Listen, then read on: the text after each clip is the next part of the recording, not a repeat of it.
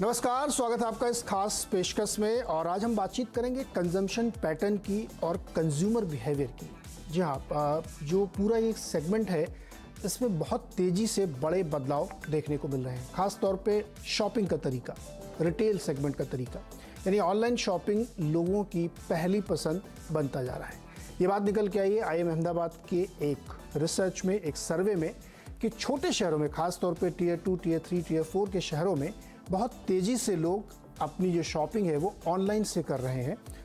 Traditional या जो पारंपरिक तरीका होता है उसके मुकाबले इसकी तरफ दिलचस्पी लोगों की बढ़ रही है, और बड़े शहरों के मुकाबले ये तेज़ी से और ज़्यादा बढ़ रहा है।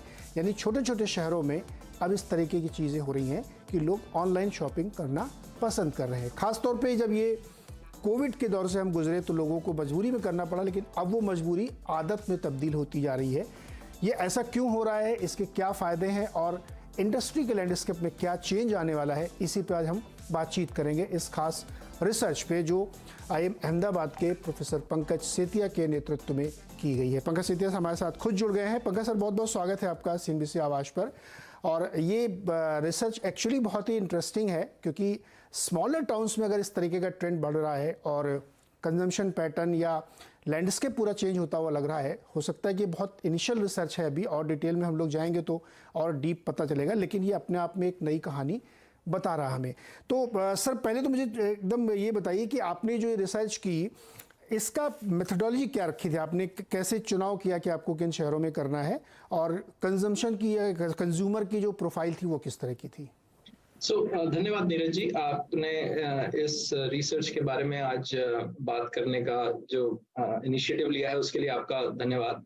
आई थिंक बहुत इम्पोर्टेंट और महत्वपूर्ण है, क्योंकि पाश्चात्य देशों में ऑनलाइन शॉपिंग ने काफी हद तक कंज्यूमर्स को जिसे कहते हैं ताकत दी है, एम्पावरमेंट दी है उनकी खरीद को और उनकी लिविंग स्टैंडर्ड को बढ़ाने में। तो ये काफी इम्पोर्टेंट है, इसलिए हमने इसको शुरू किया था।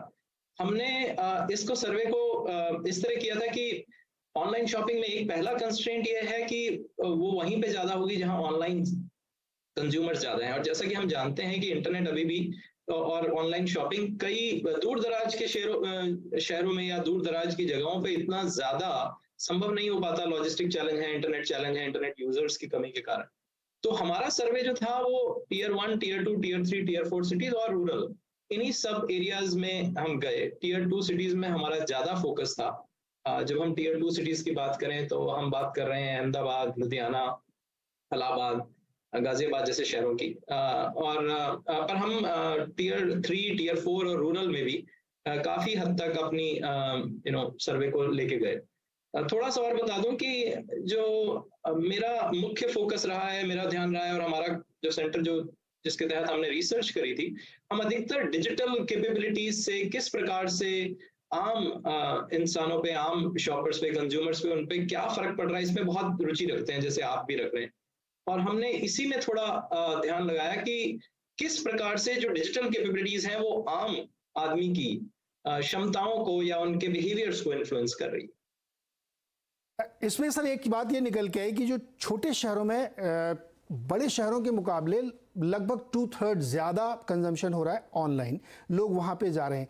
इसका रीज़न आपको क्या फाइंडिंग में मिला? इसलिए कि वो ज़्यादा आसान है, ज़्यादा उनको ऑप्शंस मिलते हैं, चॉइसेस बहुत हैं, या डिस्काउंटिंग बहुत ज़्यादा है, या वो उनके हाथ में एक मोबाइल है तो वो किसी भी समय कर सकते हैं, कन्वीनियंस है? क्या चीज़ इसको ड्राइव कर रही है? मैं आपको दो चीज, एक तो थोड़ी सी क्लैरिफिकेशन कि हमारा जो सर्वे था वो लास्ट ऑर्डर पे था। तो हमने कंपेयर करने के लिए सबसे ये पूछा था कि आपका लास्ट ऑनलाइन जो ऑर्डर है उसमें आपने कितना खर्च किया। तो हमारी फाइंडिंग, जैसे आप बता रहे हैं, वो यही दिखा रही है कि उसमें लास्ट ऑनलाइन ऑर्डर पे टियर 2, टियर 4 सिटीज का खर्चा ज्यादा है। जो निकल के बात आई, जो एक ब्रॉडर रूप में एक निकल के बात आई कि किन कारणों से, जिन्होंने आपने पूछा, मैं आपको एक पहले जनरल जवाब देता हूँ और उसके बाद आपका सिटी वाला के उस पर भी मैं कमेंट करूंगा। जो जनरल हमने देखा, 4 चीजें हमने नोटिस करी हैं जिनके कारण अधिकतर लोग ऑनलाइन शॉपिंग की तरफ अट्रैक्ट हो रहे हैं। एक तो ये है कि ट्रांजैक्शन करना आसान हो गया है, specially cash on delivery, COD का काफी हद तक यूज होता है, और अधिकतर लोग इसको बहुत आसान समझते हैं, क्योंकि आपके घर पे ऑर्डर आ जाता है और उसके बाद आप डिसाइड करते हैं कि आप कैश देंगे अगर आपको ऑर्डर से सेटिस्फैक्शन है या सही लग रहा है। तो दूसरा पोस्ट परचेज कन्वीनियंस, जिसमें ज्यादातर लोग जो हैं वो ये देखते हैं कि जैसे रिटर्न एंड रिफंड की जो पॉलिसीज हैं वो कई ऑनलाइन रिटेलर्स ने काफी अच्छी कर दी हैं, जिससे यदि आपको बाद में लगे कि वो प्रोडक्ट आपको सूट नहीं कर रही तो आपको एक पीरियड कुछ दिनों का टाइम मिलता है उसको वापस, तो वो एक बहुत बड़ा है। तीसरा वैल्यू फॉर मनी, जिसमें आपने बताया डिस्काउंट्स हैं, रिटेल्स कूपन्स हैं, और अभी तो कुछ हद तक आपने देखा होगा कि ऑफलाइन रिटेलर्स भी उसको यहाँ तक कहते हैं कि सर आप ऑनलाइन देख लीजिए और जितने भी मिल रहा है हम उसमें आपको मैच कर देंगे। बट ये ऑनलाइन का एक असर रहा है कि काफी लोग ऑनलाइन की तरफ, डिस्काउंट कूपन की तरफ गए हैं। और दूसरा ये है कि एक्सेस जो है, एक बहुत महत्वपूर्ण जो चेंज आई थिंक वो हमें सभी जो इस फील्ड में आपके जो दर्शक हैं और आप लोग जितने भी चिंतक हैं, अगर आप ध्यान से सोचेंगे, सबसे बड़ी चीज ये है कि शॉपिंग जो है वो एक कॉन्टिन्यूअस बिहेवियर हो गया है। मैं इसको कई बार समझाया, लोग ऐसा नहीं है कि गए खरीद के ले आए, स्मार्टफोन हाथ में है, इंटरनेट एक्सेस हमेशा है, लोग एक चीज को खरीदने के लिए 3 बार 4 बार ऑनलाइन वेबसाइट पे जाएंगे, वो हो सकता है अलग अलग वेबसाइट्स पे भी जाएंगे। उन्होंने अपने बच्चे के लिए खिलौना खरीदना है या कोई ऐसी चीज पदार्थ खरीदनी है, कोई ड्रेस खरीदनी है, वो उसमें कॉन्टिन्यूअसली कई बार मल्टीपल टाइम्स जाएंगे। ये बहुत एक बड़ा कारण है। और मैं आपके अगर टीयर सिटीज वाला जो क्वेश्चन है उस पर आ जाऊं, हमने ये नोटिस किया है कि छोटे शहरों में फैशन और क्लोथिंग का परसेंटेज इवन ज्यादा है, विच मीन्स जो हमें लग रहा है अभी, आप जैसे हमने बताया कि शुरू के रिसर्च है, हम इसको अभी डेटा को और इवेलुएट कर रहे हैं, परंतु जो शुरू के दिखा रहे हैं प्रमाण, वो ये लग रहा है कि क्योंकि ऐसी चीजें जो ऑनलाइन अवेलेबल हैं, शायद छोटे शहरों में या उन जगहों पे उतनी वैरायटी अवेलेबल नहीं है या उस प्रकार की चीजें फैशन क्लोथिंग की नहीं अवेलेबल, तो वो उनको काफी हद तक ऑनलाइन ले जा रही है। इलेक्ट्रॉनिक्स में उतना नहीं है क्योंकि स्टैंडर्ड प्रोडक्ट हो गई, बट जहां तक कस्टमाइज प्रोडक्ट है, वो मेरे ख्याल से प्रोडक्ट वैरायटी ज्यादा होने की वजह से ऑनलाइन काफी छोटे शहरों के जो लोग हैं वो ऑनलाइन फैशन क्लोथिंग में हमने ज्यादा देखा है ट्रेंड। ये भी कहूंगा यूटिलिटीज में भी काफी देखा है। अब वो कारण उसके हो सकते हैं, हम बाद में बात कर सकते हैं, बट कुछ ट्रेंड्स आपके। हाँ, तो मुझे ये भी समझना है कि एक तो रीजंस ये, दूसरा कि किस तरीके के प्रोडक्ट ज़्यादा, इलेक्ट्रॉनिक्स आइटम, ग्रॉसरीज या कपड़े, चूंकि मैंने देखा कि क्लॉथिंग की बहुत ज़्यादा शॉपिंग लोग करते हैं। और एक बात आपने बहुत अच्छी बताई मुझे, या सर्वे में आई होगी, कि ये कंटिन्यूस प्रोसेस है। पहले होता था कि चलो शॉपिंग करना है, प्लान किया, वीकेंड में गए या किसी एक दिन टाइम निकाला चले गए। अभी ये कंटिन्यूस 24/7 प्रोसेस है। कभी भी आप ब्राउज कर रहे हैं, बैग में डाल लिया, फिर उसको कल खरीदा, फिर नहीं चेंज ऑफ माइंड है, फिर दूसरा, ये सब भी हो रहा है क्या उसमें? देखिए, हमने मल्टीपल वेबसाइट पे बिहेवियर उनका ऑब्जर्व किया। अधिकतर लोग जो है मल्टीपल वेबसाइट पे जाके शॉप करते हैं, और खास तौर से जो छोटी एज ग्रुप है, कम एज ग्रुप वाले, वो ज्यादा मल्टीपल वेबसाइट्स पे जाते हैं। और ये साधारण नोन है, मैंने कई बार बात करी है। लोग डिजिटल वर्ल्ड में बात करते हैं डिजिटल नेटिव और डिजिटल इमिग्रेंट की, ये दो थोड़े टेक्निकल शब्द हैं, परंतु आजकल की जो जनरेशन है वो लगभग टेक्नोलॉजी को लेके चलती है कि ये तो हमें मिली हुई है। मैं कई बार बात करता हूँ कि अगर गूगल की बात करें तो हमारी जनरेशन और शायद आपकी जनरेशन उस जनरेशन में पैदा हुई है जब ईमेल या गूगल नहीं थे, परंतु आज की जनरेशन के जो यंग हैं, जो एज ग्रुप है, वो कई बार इस चीज को जानती तो होगी पर उसको मतलब नहीं समझ आता, तो उनके लिए ऑनलाइन रहना लगभग स्वाभाविक है, जो कि ओल्डर एज ग्रुप में उतना स्वाभाविक नहीं है। तो ये बहुत बड़ा चेंज है लोगों के सोचने के तरीके में कि वो ऑनलाइन को किस तरह देखते हैं, और ये हमारे डेटा में कई तरह से निकल के आ रहा है। मैं आपको एक उदाहरण देता हूं। हमने ये नोट किया है कि जो यंगर एज ग्रुप है वो ऑनलाइन रिकमेंडेशन से ज्यादा प्रेरित रहता है ये डिसाइड करने के लिए अपनी चॉइस, फ्रेंड्स फैमिली के रिकमेंडेशन को ज्यादा वैल्यू करता है।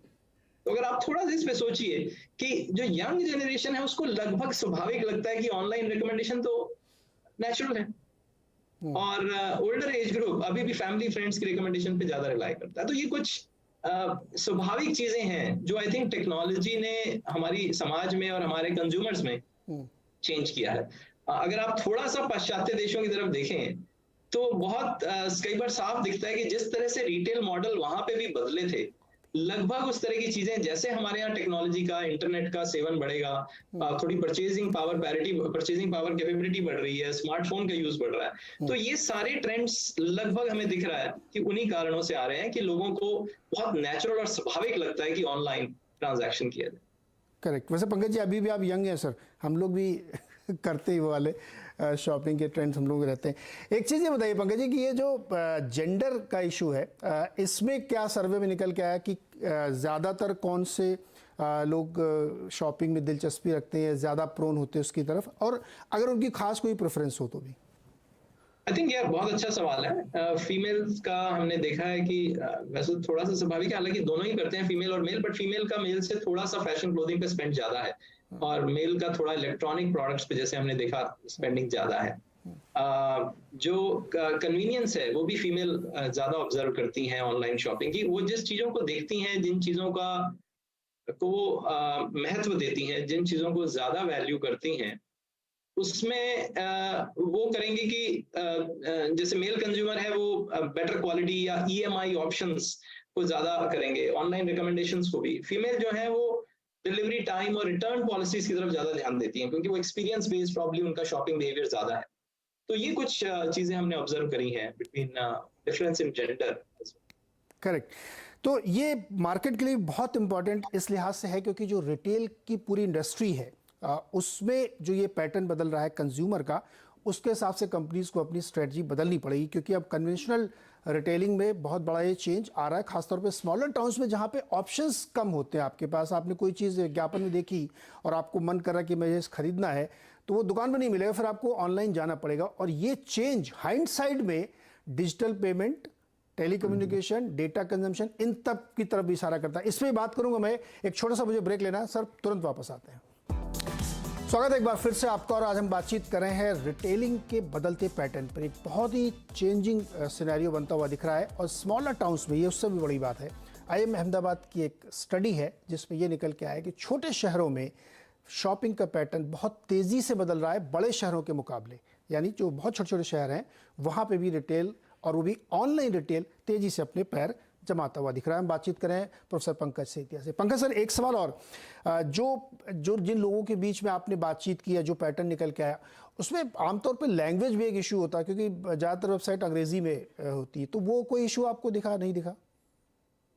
हमने वर्नाकुलर को बहुत ज्यादा स्टडी नहीं किया है, और अभी बहुत सारे ट्रेंड्स ऐसे हो रहे हैं कि कुछ रिटेलर्स हमारे साथ जो बाद में जुड़े और हमने जिनसे बात करी, जिनके हैं, वो अधिकतर कई बार वो अपने वेबसाइट को इस प्रकार से बनाते हैं कि उसमें आइकन्स का यूज काफी करेंगे। हालांकि आप सही कह रहे हैं, लैंग्वेज के बिना कुछ होता नहीं है। और चाइना का अगर आप एग्जांपल देखें तो चाइना में बहुत वीडियो कॉमर्स बहुत तेजी से बढ़ा है रिटेल में, जिसमें लोग वीडियो से शॉपिंग करते हैं। एंड आज की डेट में जिस तरह से AI और बाकी सब लैंग्वेजेस का आगमन हो रहा है, उस डेटा को एनालाइज करना और उसके थ्रू ऑर्डर्स करना, अगर आप वीडियो भी कर रहे हैं उसका टेक्स्ट बनाना या उससे ऑर्डर क्रिएट करना, वो रिटेलर्स के लिए बहुत ज्यादा मुश्किल नहीं रह गया। क्योंकि AI, मैं मानता हूँ आपके सभी जो दर्शक हैं वो ChatGPT और AI की बाकी एडवांसेस से काफी अवगत होंगे, परंतु बहुत तेजी के साथ AI का यूज और वीडियो कॉमर्स और इनका कॉम्बिनेशन जो है वो कर रहा है इन सब चीजों को चेंज। तो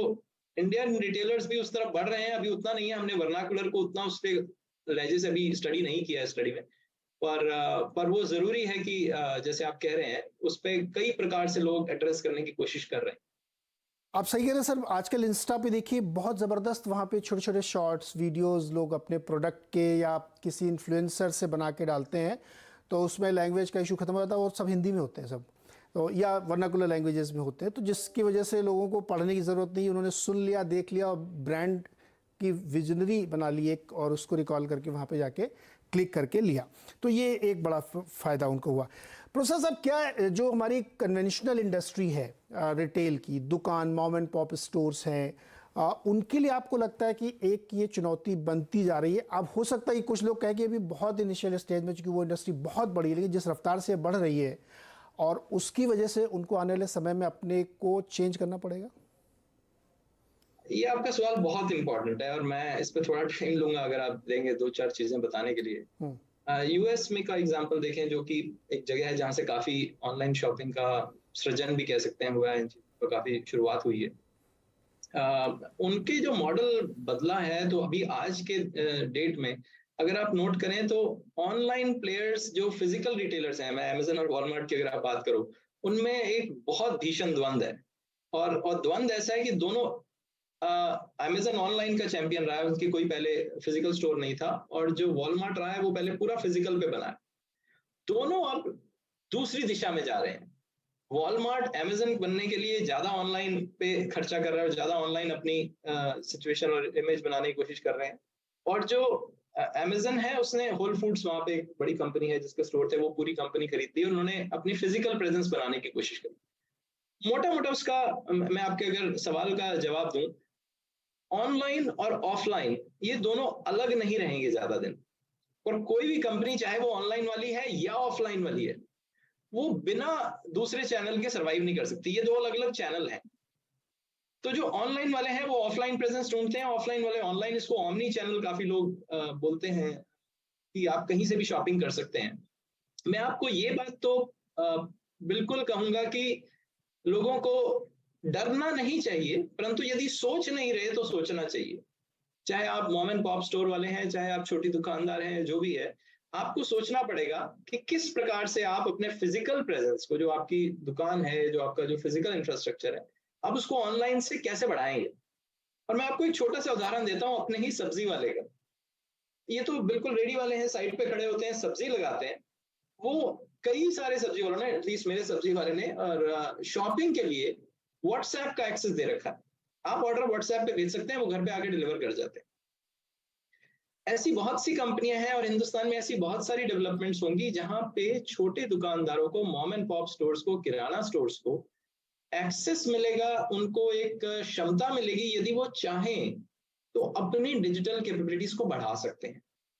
ओएनडीसी एक नाम है जो काफी आई थिंक आपके पास होगा, और हमारे साथ काफी मिलके बात होती है उनसे, उनके टॉप लेवल पे भी। बट द पॉइंट इज कि अगर आप ऐसी कई उदाहरणों को देखें तो अधिकतर लोग जो हैं ऑनलाइन और ऑफलाइन को कंबाइन करेंगे।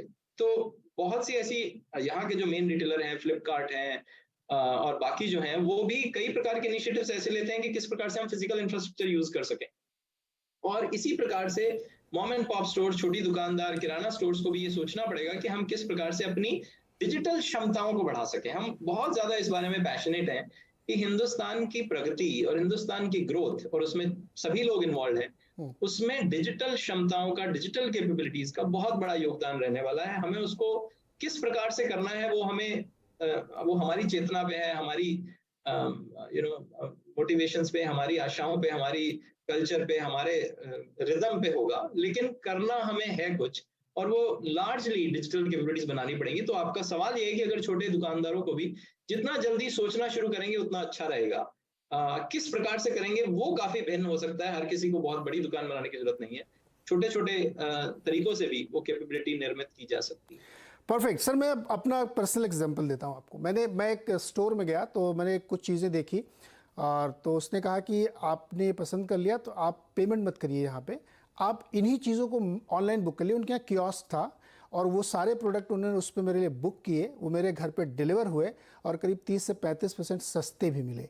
सो जो आपने कहा ना, फिजिटल और डिजिटल एक साथ चलेगा, एक्चुअली यही तो अल्टीमेट मॉडल है और उसमें बहुत तेज़ी से ग्रोथ हो रही है।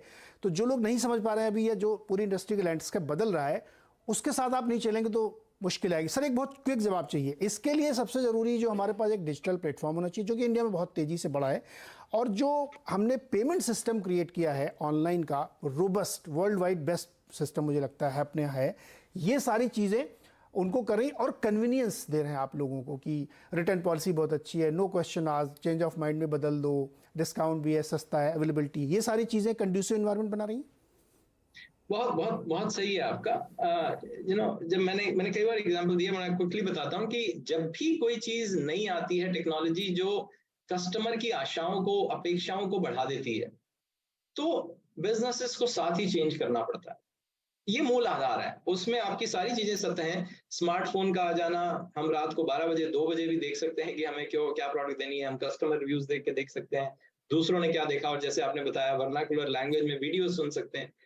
इतना कस्टमर की आशाएं बढ़ जाती हैं, उनकी अपेक्षाएं ये हैं कि हमें ये भी चाहिए, वो भी चाहिए, रिफंड भी। और जो भी बिजनेस आगे चलेंगे वो कस्टमर की अपेक्षाओं को, जो टेक्नोलॉजी के द्वारा पूरी होती हैं, उस पे यदि ध्यान करेंगे तो आप बहुत सक्सेसफुल रहेंगे। आप कोई भी बिजनेस है, और मैं मान के चलता हूँ कि हिंदुस्तान बहुत ही ज्यादा एंटरप्राइजिंग और बिजनेस थिंकिंग वाली कंट्री है। जो भी ऐसी कंपनियां या जो भी ऐसे बिजनेस छोटे या बड़े इस विचारधारा से चलेंगे वो काफी सफलता पाएंगे। बिल्कुल सही सर। दो मूल मंत्र मुझे लगता है इसमें से निकलते हैं। एक है कि आप सर्विसेज दीजिए बेस्ट इन क्लास और उसके अंदर बहुत सारी चीज़ें आ जाती हैं, और दूसरा कन्वीनियंस होना चाहिए। मुझे बहुत स्ट्रगल ना करना पड़े। अगर मेरा मन बदलने का है तो मैं बदल लूँ, पेमेंट आसानी से हो जाए, रिटर्न आसानी से हो जाए, और चॉइसेस, ये दो अगर मूल मंत्र समझेंगे तो रिटेल इंडस्ट्री का जो लैंडस्केप बदल रहा उसमें वो लोग पार्टिसिपेट कर पाएंगे जो अभी भी रिजिड है। अदरवाइज फिर उनके लिए मुश्किल हो सकती है, क्योंकि बहुत तेज़ी से ये चेंज हो रहा है। सर बहुत बहुत शुक्रिया हमारे साथ जुड़ने के लिए और ये इंसाइट हमारे साथ शेयर करने के लिए। अगली कोई रिसर्च आप फिर करेंगे तो हम लोग फिर इस बार बातचीत करेंगे। बहुत बहुत शुक्रिया हमारे साथ जुड़ने के लिए। शुक्रिया नीरज, शुक्रिया।